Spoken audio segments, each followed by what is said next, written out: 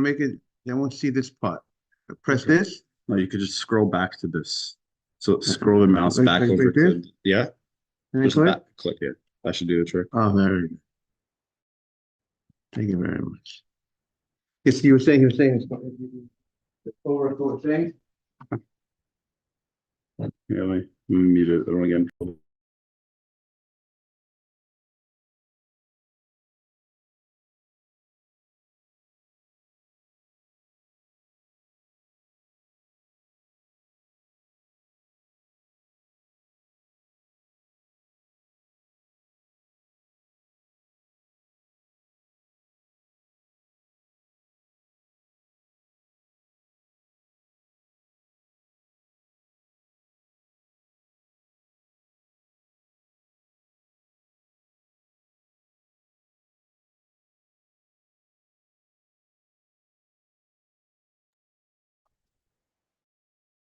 It's live. Good. Thank you very much.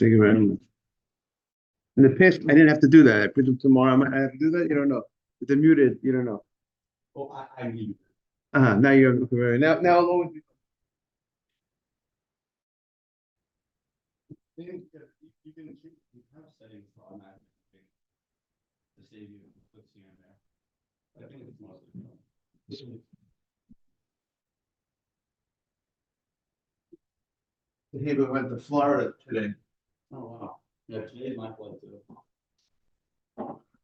I'll miss it here, but it's good. I think it's so.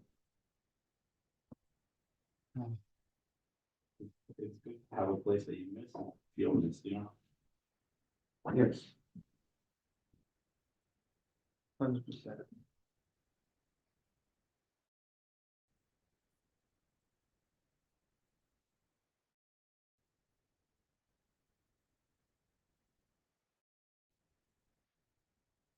Okay, so we are on Lamed Gimel Lamed Aleph. In the art scroll, it must be like number 3 or something. Let's see, number 4. Lamed Gimel A3. V'iba Yisema Israel Lulav Sricha Eged. And see on the right side, 33A3.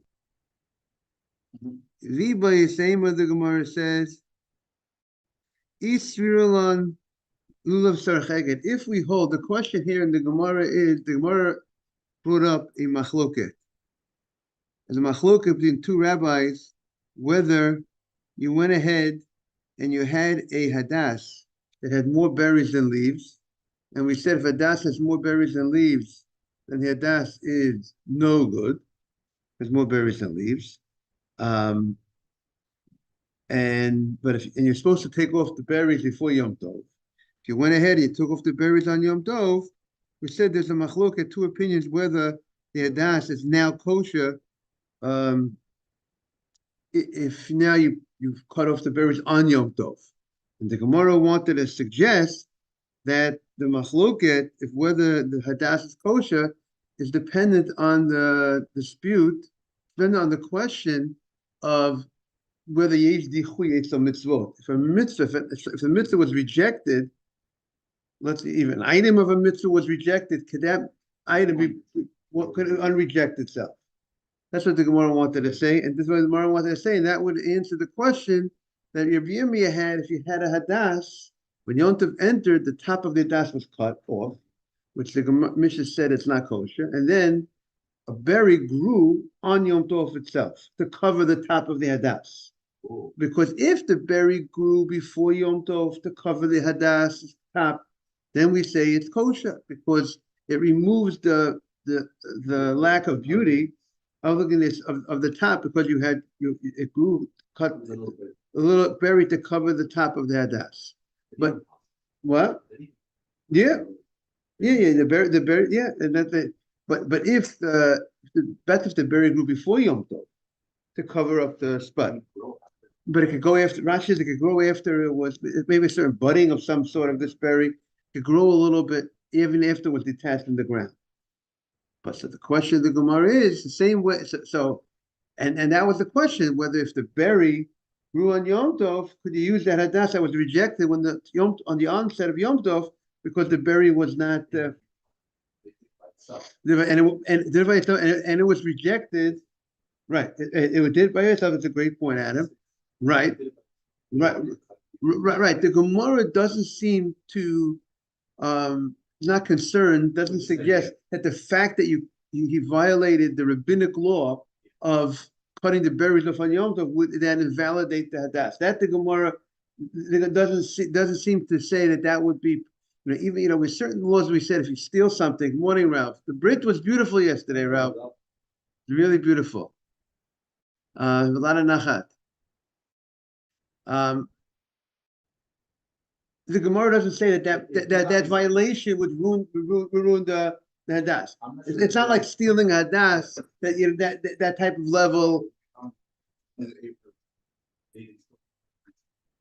Morning, Akiva. Good to see you. Long time no see. Morning. Good to see you. That's still not, it can't be used as a mitzvah. So we don't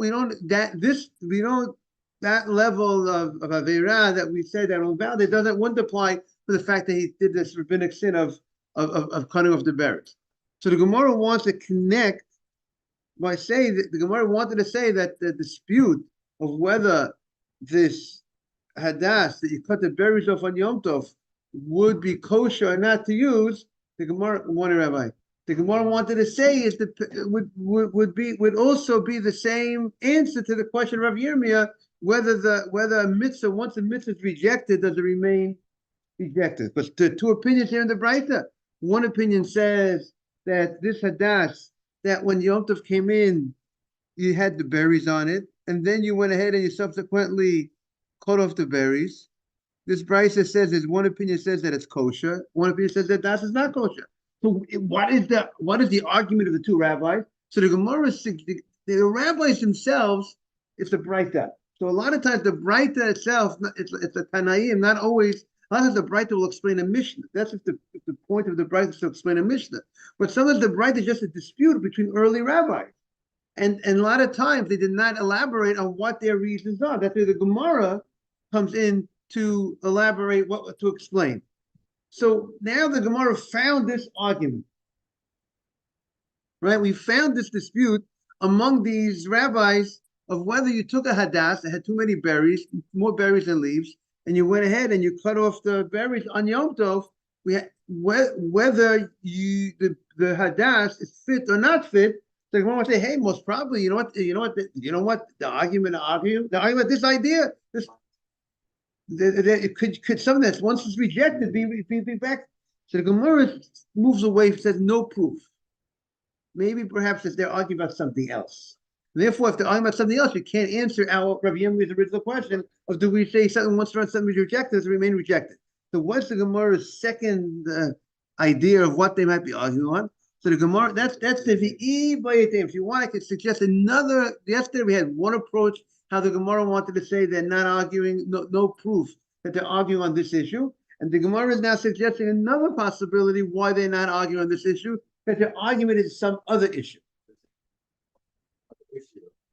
Right, so the Gemara is showing there is another issue that maybe that they're arguing on. If they might be arguing about another issue, right? You can't answer a question by bringing me a precedent when that precedent is not necessarily what they're arguing about. They could be arguing about something else. There's no proof to our what? Yeah, and the Gemara is now going to explain what that second thing is that they're arguing on. Then that's what the Gemara says on the Ibayit Ema on 33a3. Mark, good morning. Good to see you. Good morning. If you want, we'll put the Gemara for Mark. Mark's going to be coming in soon. We're going to have the Gemara ready. Right. Okay. Good morning, Mark. Okay. Good morning, Rabbi. Good morning. So the Gemara says like this.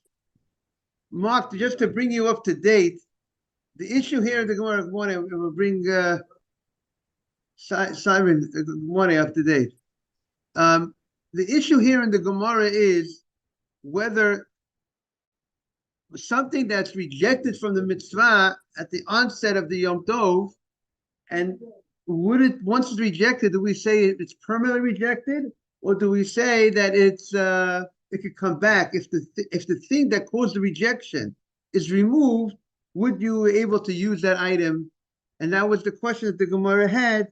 If, let's say, you had too many berries on the Hadass before Yom Tov, and you were supposed to remove the berries before Yom Tov, you didn't remove it before Yom Tov, you removed the berries on Yom Tov. Now that the berries, but when Yom Tov began, you had too many berries, it was rejected, this Hadass. Now now that the berries were removed on Yom Tov in a not appropriate, we should not have removed it, but will now the Hadass become kosher? Similarly, the Gemara had said the issue if you had the top of the Hadass was cut off, which would invalidate the Hadass. And if a berry grew before Yom Tov to cover that top, that would make it valid. But the berry only grew on Yom Tov. So when Yom Tov came, the Hadass was rejected. And now do we say now that the berry grew on Yom Tov, would we allow you to use that Hadass? That was the issue. The Gemara thought that it found a early argument regarding a similar case. And the Gemara thought that we have an answer to our question, that it's a matter of dispute between the rabbis, the Chachamim, and another rabbi. And obviously we go with the rabbi's opinion because they're the majority opinion. And because the Gemara found a case, again, the original case of Rav Yirmiyah was it had too many leaves, more berries than leaves. And Yom Tov, it grew a berry. Again, the case was, no, let's see the case was. The case of Rav Yirmiyah was, that the top of the leaf of the twig of the stem was cut off. And then it grew a berry on Yom Tov. And that was the question, whether do we say that even though it was rejected because it was cut when the Yom Tov came, not pretty, it has to be hadar, has to be beautiful, right? And therefore now, but it got fixed on Yom Tov, but it was rejected when Yom Tov came. So that was the question of Yirmiyah, right? Yes. Yes, so Rashi says that even though it was detached, sometimes you have something like things that bud. Sometimes you see even it grew on Yom Tov itself. Yeah, it could be the berries could grow on the top as well, on the alongside that's. But the main point here was the top of the hadass was cut off, right, Simon? So when the top of the hadass is cut off, that's a very key part of the hadass, and therefore it lacks the beauty that's required for you to fill the mitzvah of hadass. And now that beauty was camouflaged. I think there's a makeup called cover up. It was covered up by the berry that grew on top of the hadass. So that was Rav Yirmiyah's question: is that hadass now kosher? He said. So that was his Rav Yirmiyah's question, and the Gemara did not come off. Did not left it as a teku. The Gemara tried to bring a proof, and the Gemara rejected the proof. And the Gemara said, "We don't have an answer." And then the Gemara says, "What do you mean you don't have an answer? Rabbi Yirmiyah, you're asking this question. We have early rabbis that argue in a similar type of case, and it seems that those rabbis are arguing the same issue. The issue is whether something that was rejected at the onset of the Yom Tov does it remain rejected or not, right? That was the question. Yesh di'chui eitzel mitzvot. We have the precedent when it comes to a korban, an offering. You slaughter an offering. And let's say, and then after you slaughter the offering, the mizbeach, the altar that you need to bring the offering was damaged, and you can't bring the offering on the mizbeach. So now the offering is now at the moment rejected from being brought on the mizbeach on the altar. And then you know what happened? They called in the repairman, and he fixed the mizbeach, right, Simon? He fixed it. Now do we say that you could bring that offering because now it's fixed? So the law states by korban that you cannot bring that offering. It was rejected, you can't bring it. That's a law by offering, a korban. So sometimes a korban might have its own laws, own stringencies. So that's what the Gemara's, Rabbi Yirmiyah's question was. We find this precedent of once rejected, remains rejected, but a korban, does that apply to mitzvot as well or not? That is the issue of that is the main question. That is the question, right? That is the question of the Gemara. So now the Gemara brought a case when you had more berries than leaves, and the guy went ahead and he cut off on Yom Tov, but he cut off the berries, and now there's more leaves than berries. So it should no longer be rejected because there's more leaves than berries. But when Yom Tov came, it was rejected because there was more berries than leaves. And we have a dispute: can you use that hadas? And the Chacham say you could use it. Other rabbis says you can't. Aren't they arguing? What's their argument? Well, probably they're arguing in this issue of whether something that was rejected on the onset of Yom Tov, can you reuse it? Comes the Gemara and says no proof. No proof they're arguing that. That brings everybody up to date. If you hold that lulav needs to be tied, we said there's a dispute whether you have to tie the hadassim and the aravot to the lulav or not. We tie the hadassim and the aravot to the lulav. But there is a question in the Gemara: is that a biblical mandate?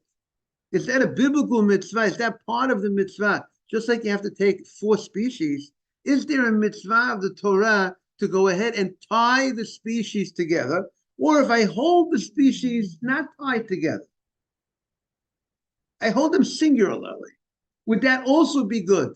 So that's a matter of dispute. So the Chachomim hold, the rabbis hold, there's no biblical obligation to tie the hadassim and the aravot to the lulav. It's all about, we're going to see, it's all about beautifying the mitzvah. Like every mitzvah, you have to beautify a mitzvah. You have to do a mitzvah in a beautiful fashion, right? A lot of people honor the mitzvah of etrog. They get a nice etrog box.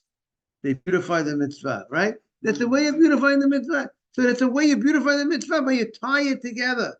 You have the color scheme. They come together. Things come together. It's beautiful. Like a bouquet of flowers, exactly. If you don't tie it together, it's still but you tie it together, you put it together. So the Gemara wants to say, if a lulav would have to tie it together, the hadas le'rovas, to kuli alma yalfina lulav misukkah, and everybody holds that you would learn lulav from sukkah. What's the issue of lulav from sukkah? We have a halacha by sukkah that when you make the sukkah, the making of the sukkah has to be made in a kosher fashion. It can't just be that the sukkah comes into being, and when the roof of the sukkah is made, the schach is made, it wasn't made in a kosher fashion, but then becomes automatically kosher without an action. We gave the example, right? We gave the example, let's say you have a pile of hay, a pile of straw, which is kosher schach. Schach is kosher. It could be used for schach, but if it's a pile, it's not a sukkah. You need walls, you need an interior, you need a space. And you know what happened? You let's say you left the top layer and you left the sides of this pile and you cut out the middle, and there's no middle left. But now when you cut out the middle, now you have the schach and you have the wall. But you did not do anything. You did not when the schach was originally placed. It was placed as part of a pile of hay. That's not a kosher sukkah. So that's invalid by the sukkah. If you didn't, when you made it, you didn't make it. The making of the sukkah, the schach, was not made in kosher fashion. Does that apply to the other species of the lulav and etrog, hadas and aravot? Do they also have to be done when if there a halacha that you have to make it also in the kosher fashion, not that automatically made? For instance, if you hold, that's what the Gemara is saying now. If you hold lulav needs eged, that means you have a mitzvah to tie it. So if you tied it and it was tied in a way that it was not kosher because you have too many berries on the hadas, and you tied it and it was not kosher, and then you remove the berries. So now you didn't. When you tied it, it wasn't made in a kosher fashion because you tied it with the berries on. So everybody would hold, if you hold that lulav has to be tied, then everybody would hold that you would learn out lulav from sukkah that it has to be made right. And therefore, if you tied it together with too many berries on, and then you remove the berries, no good. it would be invalid. Just like if you had a pile of hay and you cut out the bottom, it's no good. But what's the issue here? The Gemara says, they're arguing in this point, does actually you have to tie it together? If you don't have to tie it together, then there's no making of the lulav with the hadassim and the ravot. So if you don't, therefore, even if you tied it together, it had the berries on it. It's not. It was never. There was no making. You didn't need to make anything that you're saying that you made it in a way of in an invalid fashion. There's no making. You don't have to do anything. You don't have to tie it. So that's what the Gemara said. They're arguing whether you have to tie it. So if you hold that you have to tie it, so then you subsequently took off the berries, so it's invalid because it was not made in a kosher fashion. So you're supposed to, right? So you remove the berries after you tie it. If you remove the berries before you tie it, then you're great, Mr. Bates. Right, before you took it, before Yom Tov, before you put it together, you're supposed to take off the berries. But you never went. Have you seen berries, little berries? Simon, have you seen little berries growing on this? Simon, have you ever seen it? You haven't seen it? They took them off for us, maybe. We got to look for them a little bit. Morning, Mark. Is it clear? Mark, is it clear what's going on? Okay. Start with non-kosher ingredients, and then you ensure that after the items are made wasn't good because you have to start with everything. Like you have to make it in a kosher. You made it in a kosher fashion. So.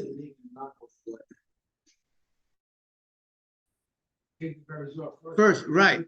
But if you hold, you don't have to make anything here. You don't have to tie it. See, it wasn't made in an invalid way.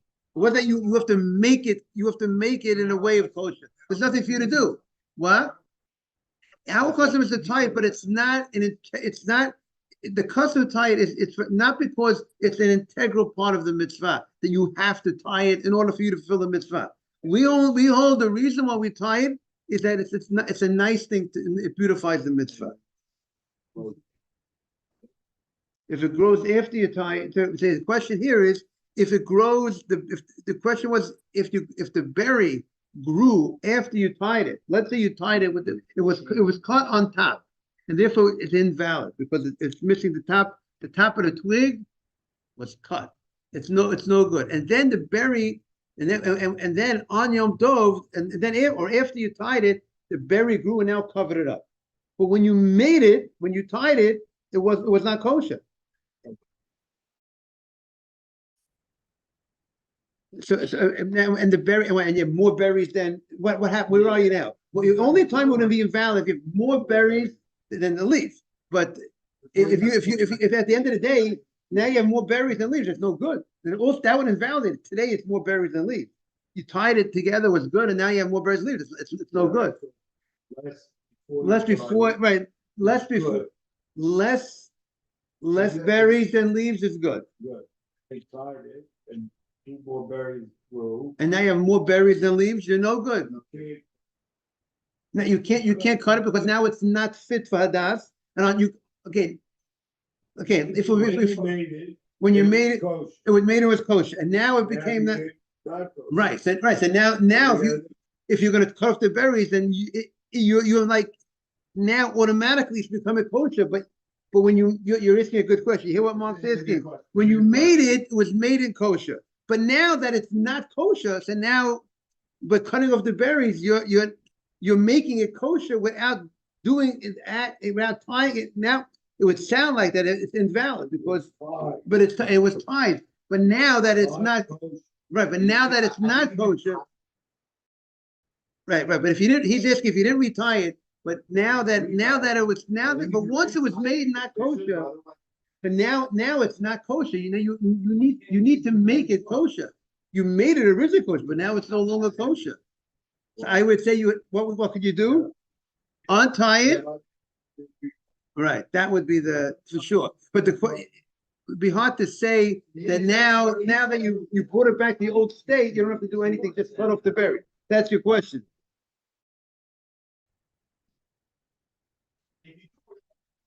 So in other words, if the thing cut off the top and then the berry grew.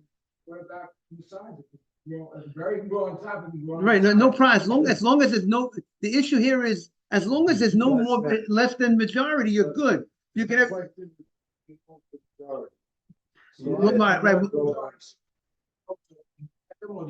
Then before Yom Tov, you have to cut the berries. You have to cut the berries.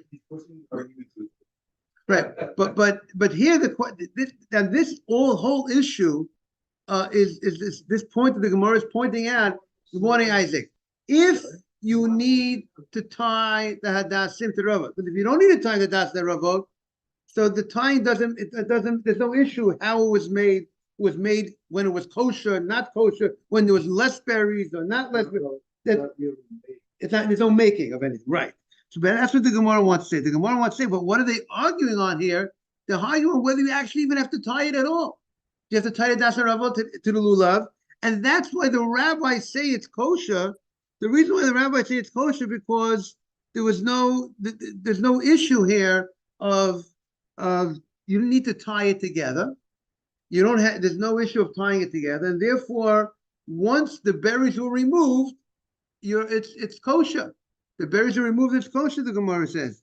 The Gemara says, a plukta the hari tanai.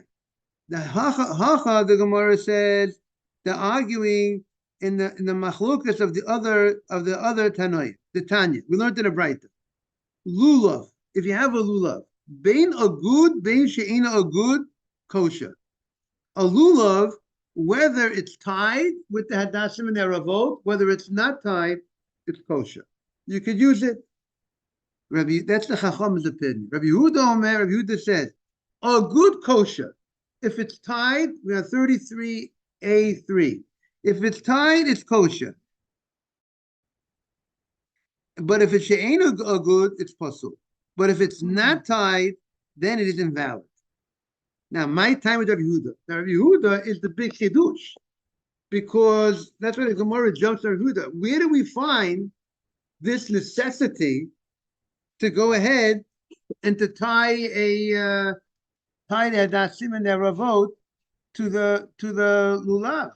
You know, the Torah's mandate is lakachtem lachem, take for yourself a priyetz hadassim, avri nachal, anafei tzavos. It talks about take 4 species. So I took the 4 species. Where is this law? Where does it say you got to tie it together? Where's the biblical mandate of tying together? So the Gemara says there's something called the Gezerah Shaveh. The way the Torah described the taking of it, it used a word which was used somewhere else in the Torah, and over there it talks about bundling up. So the usage of the same word, Rabbi Yehuda had the lakachtem, and Rabbi Yehuda said that usage of that word is to teach us. It's also come tell us that the law that applies over there applies here. Over there, it was referred to be something being bundled up. Here also has to be bundled. Now, what was the case? Where was this precedent? So the Gemara says, the Gemara says, Yalif, my time of Yehuda, Yalif lekicha me'agudat ezov. He learns kicha, the language of lekicha. We're turning the page now, 33a4, from the bundling of the hissep. The Torah says, when you slaughter the Korban Pesach, this is right before the Jewish people came out from Egypt. Torah says, take a bundle, agudat ezov, take a bundle of hyssop, this grass, bundle it up, dip it in the blood that you slaughtered the Korban Pesach, and you put it on the doorpost, and you put it, and Hashem will, the night of Pesach, Hashem will see the blood, and skip over the merit that you went in, you slaughtered the Korban Pesach. You're going to be saved from the plague of Makat Bechorot, of the killing of the firstborn. So it says over there, agudat ezov. It talks over there about agudah. Agudah is a bundle. Eged, that's the word. Eged is from agudah, right, Simon? Over here, when it comes to the mitzvah of lulav, it says lakachtem lachem bayom harishon. Says lakachtem lachem on the first day. Uksiv hachatam ulakachtem agudah is the same word lakachtem. So there's something called, good morning, boss. There's something called the Gezerah Shaveh. One of the 13 ways of the the principles that the Torah is expounded is that sometimes the Torah writes a word in two places, the same word, to teach us that the laws that apply here apply there. That's only if you have some sort of tradition from your rabbi that's what it's coming for. You can have two words in the same different subject of the Torah, not necessarily that the fact that the same word was used is teaching us a law. There's a famous Zera Shaveh by Pesach and Sukkot. Because Torah talks about Pesach, talks about the 15th day of the month when it comes to Pesach, and by Sukkot, it's also 15th day of the month. Chamisha Asah, Chamisha Asah. So there's certain laws we learn out that apply over there, apply over, one of the laws that we learn out is that the same way you have an obligation to have matzah the night of Pesach, the 15th of the month, you have an obligation to make sure you're in the Sukkah the first night of what? Of Sukkot. That's one of the teachings that we learn out from that learning. So the Gemara says over here, Rabbi Yehuda says, Mal halan agudah. Just like over there, it says agudah. It says it has to be a bundle. When it talks about lekachtem, when the Torah uses the word lekicha over there by Pesach, it's talking about taking a bundle of hyssop. So Avkan, here also agudah. Here also has to be a what? A bundle. And Rabbanan, and therefore it has to be tied together. Rabbanan hold no. Let lehu lekicha lekicha. They don't have such a tradition from their rabbis that the word lekicha over here by Sukkot matches the lekicha over there, that it has to be the same situation. That over there it's bundle, here it has there it's bundle. Here the Torah is not asking it has to be bundle. We don't have that. What it says over there does not apply over here. So you don't have Boaz, you don't have to technically, according to Rabbanan, you don't have to go ahead and tie the Hadassim and the Ravot Hulu. So the Rabbanan are the majority of the rabbis. That's the Rabbanan, the rabbi. Who's the rabbi? That's the majority of the rabbis. Almost all the rabbis hold. Tell you specific, agudah, lekachtem, agudah. Here it's just lekachtem. Right, it doesn't. Right, it doesn't say lekachtem agudah. Now, but if there's a gzera shaveh, so not everything you have to say it. Rabbi Yehuda. We know that there's the only tradition saying that my rabbi learned from his rabbi, but this is a tradition, and the other guys are saying I don't have that. You're making it up. The other guy rabbi saying I don't have that tradition of my rabbis. Your rabbi, you have that. I don't have that. My rabbis never told me. My rabbis never told me that these two words are coming for that point. And you create. Listen, Rabbi Yehuda, the burner proof is Rabbi Yehuda. He's telling us a novelty. He's telling us this idea that you have a law, a gzera shaveh, that you have to bundle up your hadassim and their ravot. It's a biblical mandate, a biblical responsibility to tie the hadassim and their ravot to the lulav. It's not kosher, exactly. We don't go that way, Mark.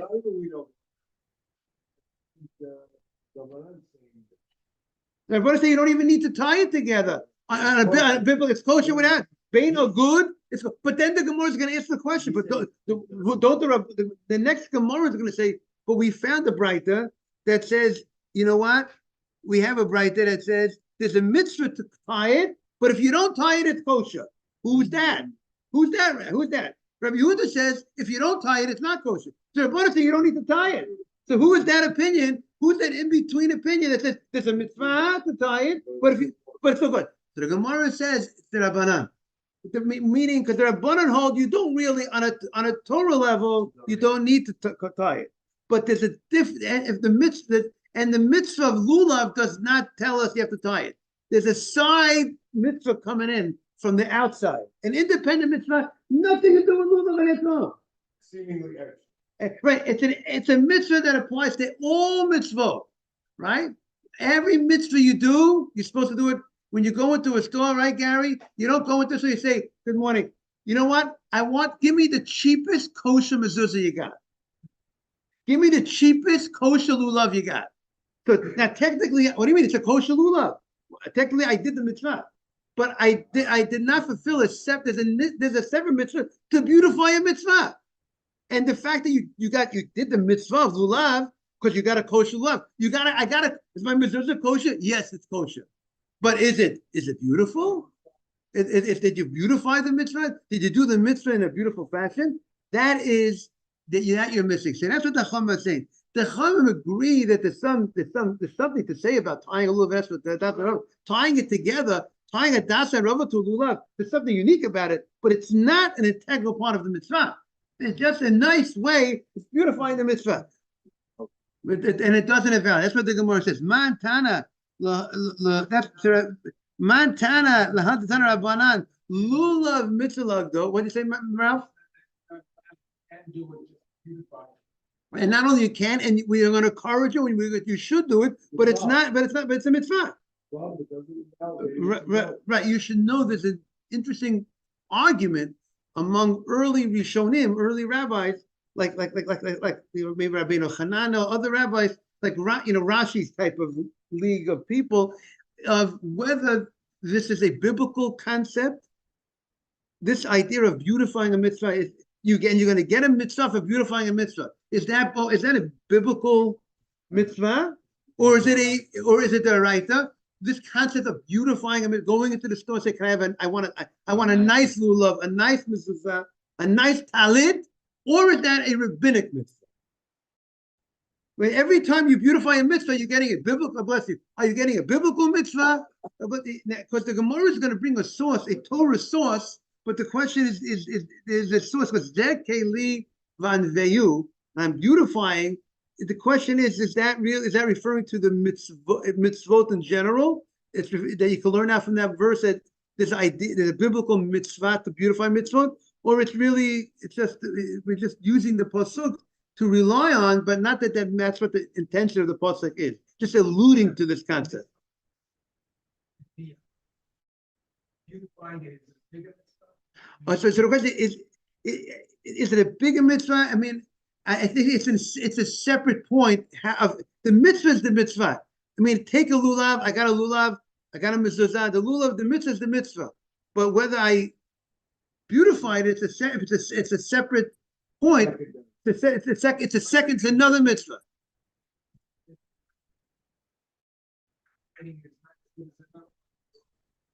Right. They both could be kosher, but one is nice, and therefore you beautify the mitzvah.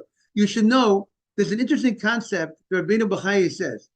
Every mitzvah has two mitzvot. What is that? Besides this beautification of mitzvah, there's another mitzvah, to enjoy the mitzvah. When you do a mitzvah, you're going to get credit. You're going to get credit for the mitzvah.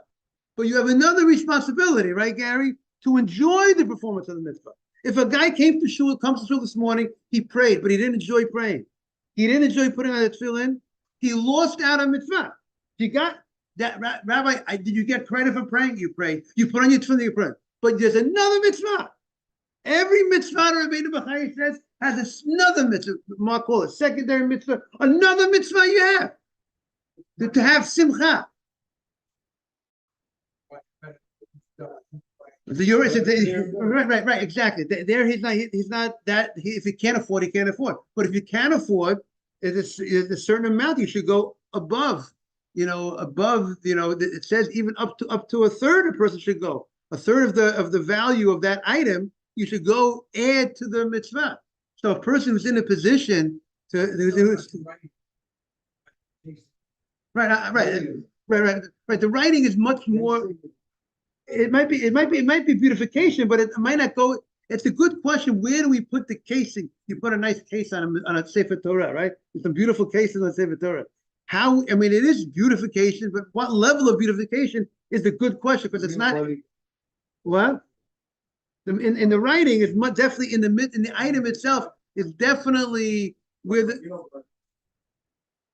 Right, we don't learn from Kabbalah. There is a different source. There's a part that we learn out. There's a mitzvah to beautify. Some say from Zeh Keli V'Anveyu. This is my God, I will beautify. Some say it refers to the beautifying him mitzvot, to doing mitzvot in a beautiful way. So Now, so the Gemara says, "Ma Tana." Who is the following Tana? Lulav mitzvah lagdo. There's a mitzvah to tie a lulav. V'im lo agdo kosher. If you didn't tie it, it's kosher. Rabbi Yehuda, if it's Rabbi Yehuda, kilogdo my kosher. If you didn't tie it, why is it kosher? You have to tie it.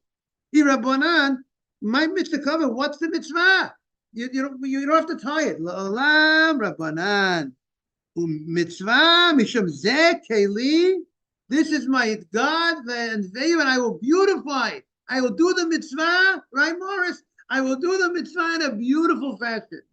So all the Svarim stores are going to thank me for encouraging people to buy nice mezuzot, nice the merchants of Lulav are going to thank me. Nice hadassim, nice aravot. So we let's beautify mitzvot, make mitzvot, show that mitzvot do it in a beautiful way. When you do mitzvot in a beautiful way, it's a different effect on you, different effect on your children. Your children see, look, it's beautiful. And that's why you have to that's the key in Judaism. Make it beautiful. If it's beautiful, people want things that are beautiful. Have a great day, everybody. Thank you, boss, for joining. That's a great question. Right. That's why when it comes to a lulav hadassim, you bring it to the rabbi, and the same thing is you go to what's the beautiful writing. You're 100% right, Gary.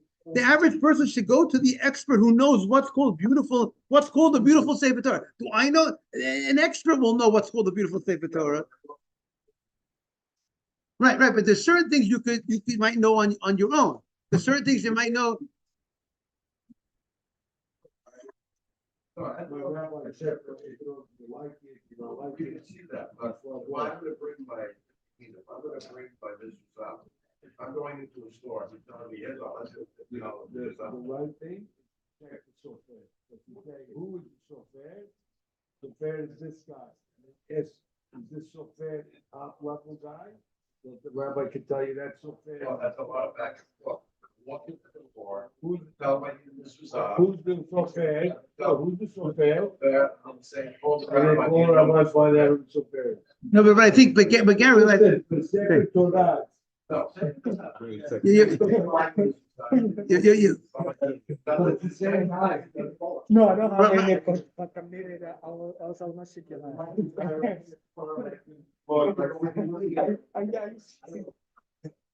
What I have is not contagious. You know that if you do all this before you trust them, generally, this is the nicer one. And then, but if you're not dealing with people you trust, you're 100% back. How do you ever know? But if you go to someone that you trust. I don't know, just because you charge me $100. No, but the truth is, too, if you look at, it's one, it's $40, one is $120. Anybody can say, All right.